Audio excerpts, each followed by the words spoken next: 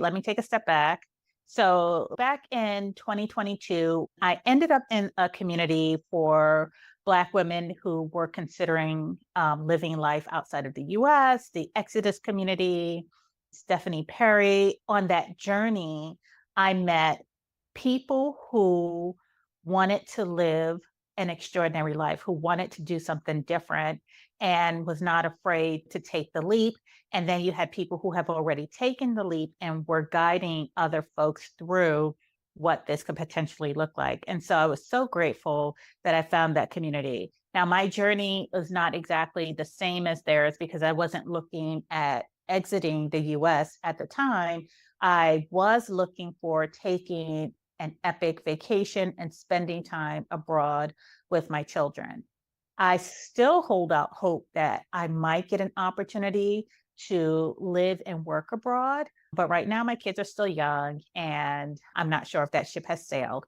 But I will say that I have been fortunate to have had work experiences that took me abroad, which gave me lots of different perspectives on global interconnectivity of people and humanity.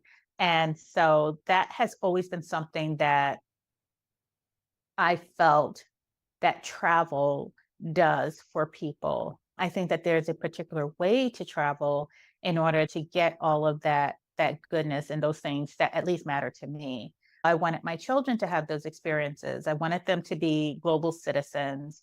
And I wanted to be the person to teach them how to travel and how to travel respectfully and how to just enjoy the goodness of people as you're traveling. And so last year I was in community with women who do big things, and I had to write all of this down. So I knew that this year I wanted to take a sabbatical. So 2023, I talked to my then company. I said, I want to take a sabbatical, 6 weeks working in another country. Is this possible? And they agreed. So at the time, I was working. And so that was my plan. Now, I knew that 2024 was going to be a big year for me and my family because I had a house that I was putting on the market. I knew that my youngest would be aging out of daycare, so that would look differently. I didn't have to have her in daycare for the summer in order to hold her spot, so it would be optional. I wasn't 100% sure if we would be able to do it once my daughter had an IEP, because I think that there's something you have to do with summer. But this year she got a glowing report, so we don't have to do that. I knew that there was a lot of good things to look forward to. And I still feel that way in 2024. I feel that the things that have happened with me shifting jobs and selling the house and just going through some experiences, but I think the journey of my life, I had to go through these things in order to be the parent who guides my children into making certain choices as they become adults. This year turned out a bit different, but I still feel that it is the path that I'm meant to be on. I've always managed to make good on strange situations that I found myself in and come out even better and stronger on the other side. So in 2024, I had my 48th birthday. 2024 came in like a lion. And my birthday is in the earlier part of the year. I had done a lot of things already to choose myself. This was the last stand, I guess, in choosing myself and choosing to put my mental health first. I took the leap. Before I took the leap, I needed to secure some things for my family first. But with everything that was going on, I knew that I still wanted to take an epic trip and a sabbatical. And this time, there were no real bounds on my time, except that it needed to happen between the end of the school year and the start of the new school year. Because with my youngest going into kindergarten, there's a lot that happens in the week and a half before school. So that kind of really helped me to narrow down my time frame. And so going through what I went through in the first quarter of the year, I realized that a lot of the safety nets that we have in this country do not work for people who are Black and people who are Black and women. And our mental health system is a joke. And so I could have died on my feet and no one would have noticed, and that I was asking for help. And then when I did ask for help, the answer was no. I have a commitment to be in the right state of mind for my children and for myself. And so I took the leap. When I started out as a single mother by choice, I told somebody that my decisions are really easy for me because there are five priorities that are important. And they are roughly my top priorities are me, my children, my estate, my chosen family. Those priorities still held during this period that I went through. You know, my mental health was in jeopardy, so I took control of that. I needed to make sure that my girls were okay, so I made sure that my family was straight. My estate planning, I'm currently in the midst of that, living life with least regrets and surrounding myself with my chosen family, people who love and support me. And those things still, they're innate to who I am. And so they just still held true. And so one of the things I wanted to do with my estate plan was this year was to sit down with a financial planner. That is a commitment that I held on to through everything. So scheduled time with my financial planner. But when I sat down, I laid out all the financial facts. But one of the things that was a non-negotiable was that we were taking this epic trip. And however we needed to figure out how to fund it, we would fund it. And so with that decision made, I told her that I would feel extremely sad if, with everything that happened, that we would not be able to take this trip. It would have been a regret and a deep regret for me because I don't think that I will have this time again with my girls, with them feeling the right age, with me feeling that it's the right time for me to do this and with no constraints really on my time. And I'm going to do this. So I do have choices. And it's always been important to me to find the choices in any situation, no matter how dire, because we do have choices in how we handle things. I made the decision to take this trip. So let's talk about this trip. And I am so excited. Initially last year, when I started planning to take a sabbatical, I thought we're going to Portugal. It was set. We were going to Portugal. I was probably going to meet up with my donor sibling mom, and we were going to go to Portugal. And somewhere along the line, that changed. And I think when finances became a real issue, I needed to buckle down and decided if this was going to be the only trip that I do before my kids get into high school, how do I want to do this? And so I sat down and thought about the people in my life, and I realized that I owe somebody a trip. I owe myself a vacation. So I thought I'd be going to Portugal. And then I started having conversations with my kids and my oldest daughter about my trip to Bali. And so it's just like, okay, if I go on vacation, I'm going to take my kids to Bali. And so that put me squarely in Southeast Asia. And then when I started looking at flights, I was like, oh, okay, to get to Bali, there's a layover in Qatar. And so I was just like, okay, I have a friend in Qatar. Let me see if I can make a trip within a trip and go see him since he's come to the States twice to see me when each of my kids were born. And so I was just like, yeah, I owe this person, this time. So I started talking to him and he was just like, if you're going to do Bali, why don't you do Sri Lanka? And I was just like, okay, yeah, that's up in the air too.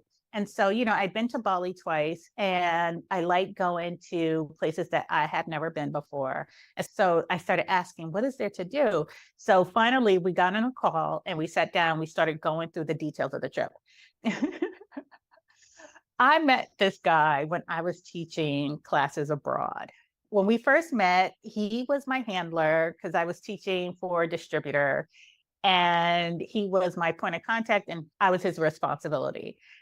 And so when I first saw him, he looked like this Magnum PI, slick back, jet black hair, sunglasses and everything, and just really tan. And he just looked really cosmopolitan. He turned around and we introduced ourselves. And, when you first get to meet people, you're pretty stiff and professional. In this particular class, the class started really early and it ended really early. And so by like 2:30 in the afternoon, I didn't have anything to do. So he was just like, let me show you around. So he took me around to the different sites. And, through the casual showing around, we got to know each other. And so that was the 1 year. I ended up coming back another year to teach a class, and he was my handler again. And so we just kind of really hung out and we connected as friends. And so this would have been about 2006. And so I was young, I was single. This was before I had kids, and I had just bought my first house. So I was just living the life, and I was just traveling for work and teaching and really enjoying myself. And this is when I was just like, yeah, I think I like traveling. I think I like doing things and going to places where people don't typically go. And so we have been friends since 2006, and we really got to know each other. App, social media has all been a great thing and a great opportunity. We've had some really in-depth conversations. He's come to visit me and my family in the States a couple of times. And so we just had some really good conversations. We've weathered job changes. We've weathered me going through my single mother by choice journey. We've weathered the pandemic, just talked about religion. We just talked about a lot of stuff, different relationship statuses. The kids had always been too young for me to feel comfortable traveling with them. So it's always one thing or the other, either the kids, finances, the world was in a pandemic, or I was trying for another baby. So it just wasn't the right time. And so now it just feels like it's the right time. The kids feel like they're the right age. They are communicative. They know how to listen. They know how to entertain themselves. They're curious. They ask questions. And so they can pull their own luggage.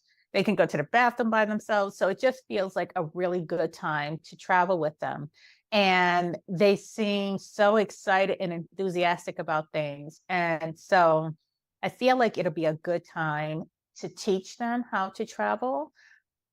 So we are going to do it. And so this is going to be like a 24-hour trip.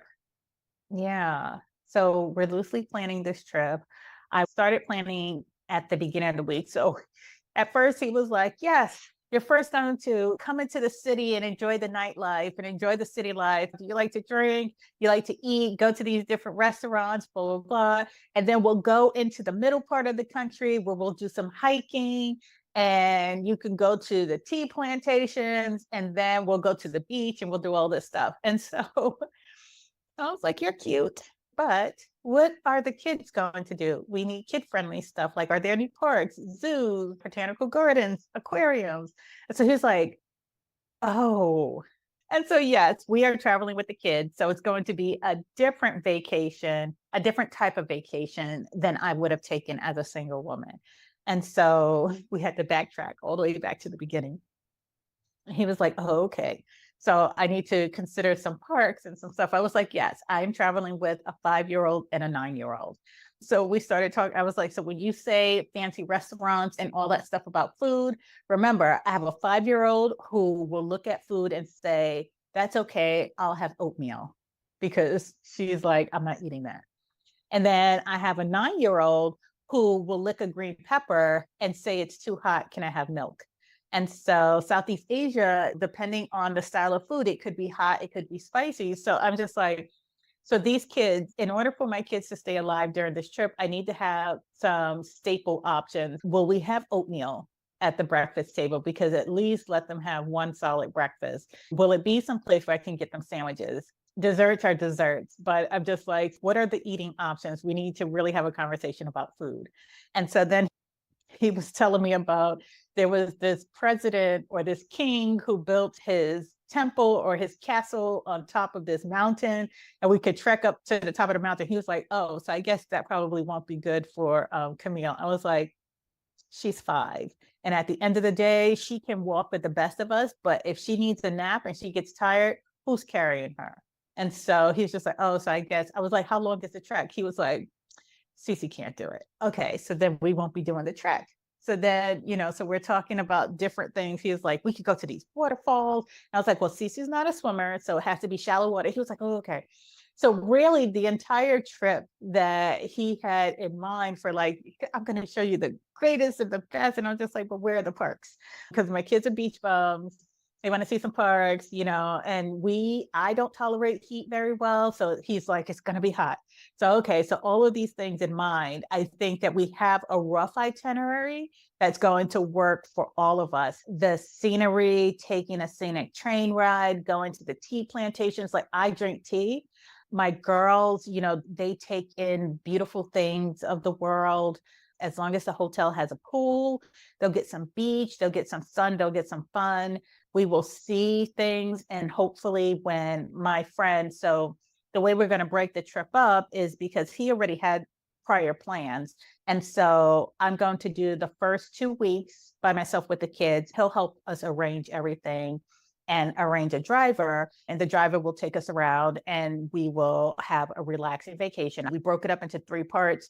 We'll do the city, we'll do the inner part, which is the tea plantations and it's cooler, and then we'll do the beach, and then we'll go ahead and leave from there. So we'll loop back to the city. And that'll be our 3 weeks. The first 2 weeks will be me with the kids. And then he's going to join us on the last week where we'll do a beach vacation, and hopefully his family can join us. And so the kids will have other kids to play with. And so that's the way we are breaking down the trip. So I'm excited to go to this country I've never been to. I'm excited to travel with my children, for us to experience a lot of firsts together, for them to ask me all the questions, and for them to see the good and the humanity of other people, of the world, hear different languages, experience a long air flight. Preparing for a trip is just as much fun as actually doing the trip. I hope that we build in enough rest so we're not tired, we're not exhausted, our days are not jam-packed, that we're just genuinely getting out and just enjoying the trip. And then as I am looking for new jobs, I'm telling everybody I can't start until August because I really want to protect this time with my kids. I might not get it again. And I want to enjoy the memories and take lots of pictures and experience it with my girls, and go on this trip with a friend who's excited to show me the places he loves, and for my children to spend time with a trusted male. And so there you have it. I get to mark another country off my checklist and get another stamp in my passport.